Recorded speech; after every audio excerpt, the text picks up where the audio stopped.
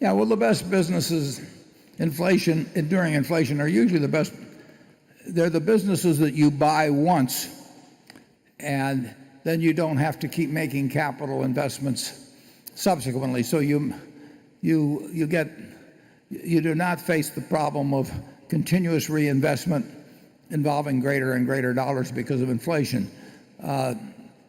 That's one reason real estate in general is good during inflation. If you built your own house 55 years ago like Charlie did, or bought one 55 years ago like I did, it's a one-time outlay. Whereas if you get an inflationary expansion in replacement capital without having to replace yourself.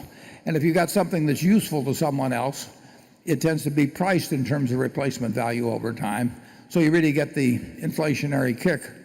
Now, if you're in a business such as the utility business or the railroad business, it just keeps eating up more and more money, and your depreciation charges are inadequate, and you're kidding yourself as to your real economic profits. So any business with heavy capital investment tends to be a poor business to be in inflation, and often it's a poor business to be in generally. And the business where you buy something once, a brand is a wonderful thing to own during inflation. See's Candy built their brand many years ago. Now we've had to nourish it as we've gone along, but the value of that brand increases during inflation, just as the value of really any strongly branded goods. Gillette bought the entire radio rights to the World Series in 1939.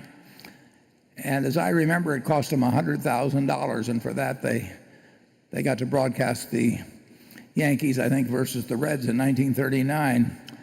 And think of the number of impressions they made on minds in 1939 for $100,000, and they were getting into the minds of young guys like myself. I was 8 or 9, and millions of people, and they did it in those dollars then. And of course, if you were going to go out and try and have a similar impressions on millions of minds now, it costs a fortune. And part of that's due to inflation, part of it's due to other things.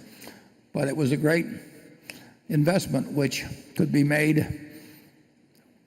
in 1939 that paid off in terms of selling razors and blades in 1960 and 1970 and 1980 dollars.